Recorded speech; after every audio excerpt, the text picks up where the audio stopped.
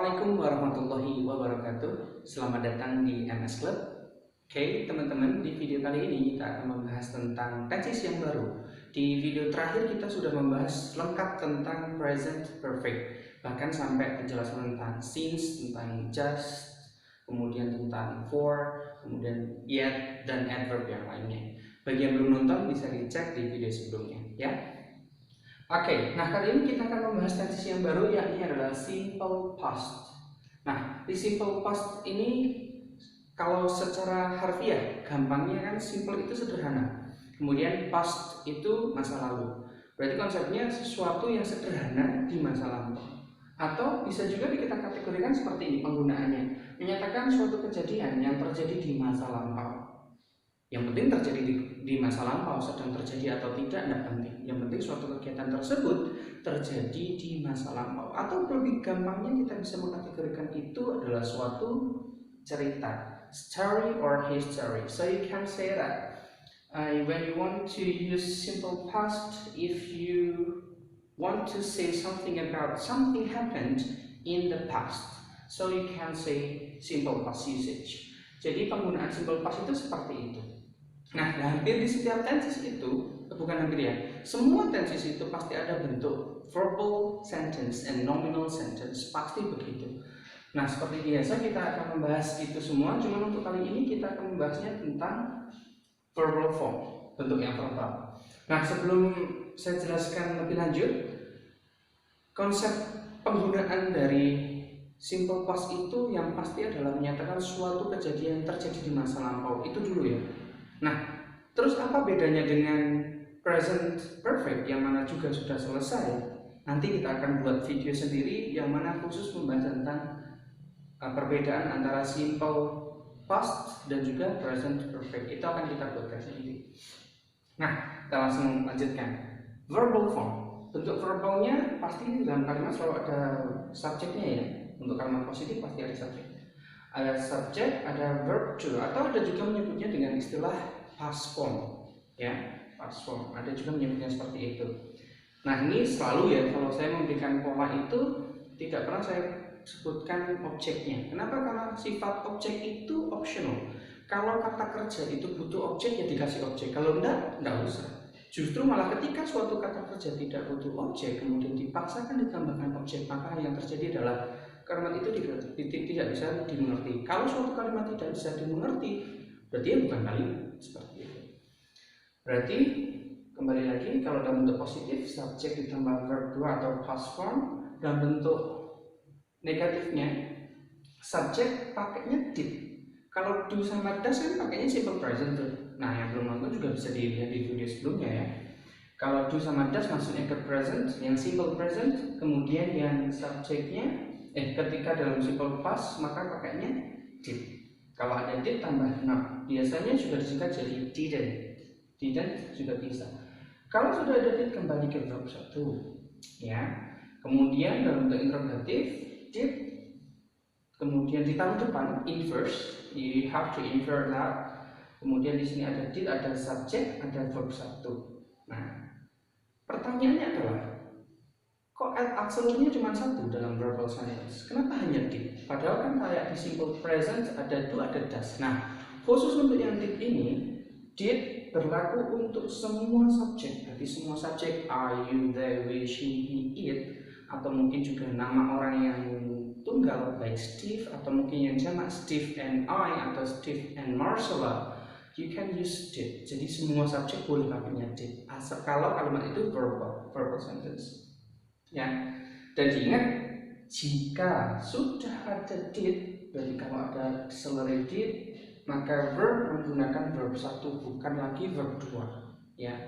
Jadi diingat, ini penting sekali. Ini biasanya terkadang kalau kita mengerjakan soal entah itu TOEFL atau mungkin ya ujian nasional atau mungkin kayak kamu tes bahasa Inggris, ketika ada did biasanya lupa tuh tetap pakai verb 2, padahal kalau udah ada did kembali ke verb 1 seperti itu. Nah, langsung saja ke contoh. Contohnya di sini ada subjek she ordered some food. Ada subjeknya she. She ini berfungsi sebagai subjek, subjeknya she. Ordered adalah verb 2. Di sini menggunakan verb 2 order. Karena ed ini berarti dia adalah regular verb, artinya suatu kata kerja yang ketika dalam bentuk negatif, bentuk 2 dan bentuk 3-nya atau dalam bentuk past form dan juga past participle, mereka hanya menambahkan ed. Dalam bentuk negatifnya she didn't atau she did not order. Nah di sini id-nya hilang, tidak boleh ada id lagi, tidak boleh ada ed-nya lagi. Jadi dia menggunakan verb 1. She did not order some fruits.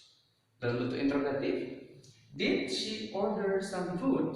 Nah ini did-nya kita tambahkan, jadi berperan sebagai auxiliary, subjeknya she ordered hilang, ed-nya ditambahkan langsung verb 1 karena sudah ada did.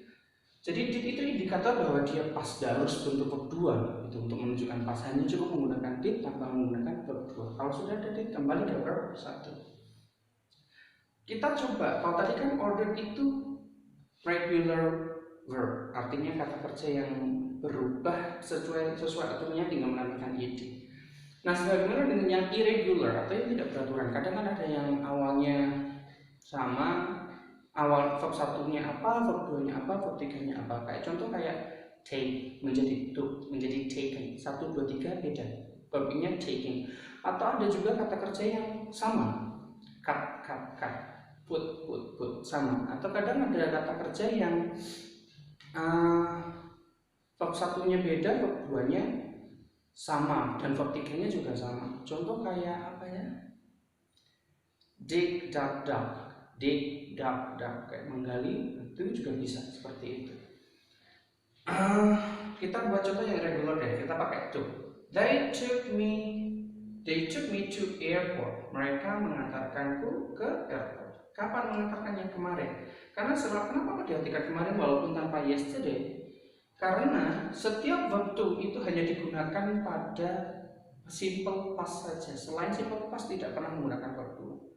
Itu kenapa tanpa ada istilah yesterday, 2 years ago, yang namanya verb 2 pasti maknanya dulu, pasti maknanya kemarin, pasti bermakna sudah lama, pasti begitu. They took me to airport. Mereka mengantarkan saya ke bandara. They did not. Nah ini juga bisa nih karena berubah awalnya did not jadi didn't. Nah, didn't. They didn't take me to airport. Mereka tidak mengantarkan saya ke bandara. Did they take me to airport? Apakah mereka mengantarkan saya ke airport? Nah, pakainya didnya di depan. Nah, awalnya pakai to dalam bentuk positif, tapi dalam verb 2 dalam bentuk negatifnya dia menggunakan C. Kenapa? Betul, karena sudah ada did. Setiap sudah ada did, maka dia kembali ke verb 1. Selalu begitu polanya. Termasuk dalam bentuk interrogatif seperti itu. Dalam bentuk interrogatif juga kita bisa pakainya did, pakainya verb 1. Nah, apakah did itu hanya masuk dalam kalimat negatif dan interrogatif saja? Jawabannya adalah tidak. Jadi did itu bisa masuk ke dalam bentuk kalimat yang positif juga, cuman maknanya jadi berubah nanti. Contoh kayak I loved pakai ed, I loved you, itu berarti maknanya saya dulu mencintai kamu. Kalau kita pakai did, I did love pakai verb 1 ya, kalau ada did, I did love you, maka maknanya saya jadinya kayak saya dulu sangat mencintai kamu. Mungkin di video, insya Allah di video selanjutnya atau mungkin kapan gitu kita akan membahas tentang sebenarnya kapan sih kita menggunakan do does did, apakah hanya positif, apakah hanya negatif aja atau hanya interrogatif aja.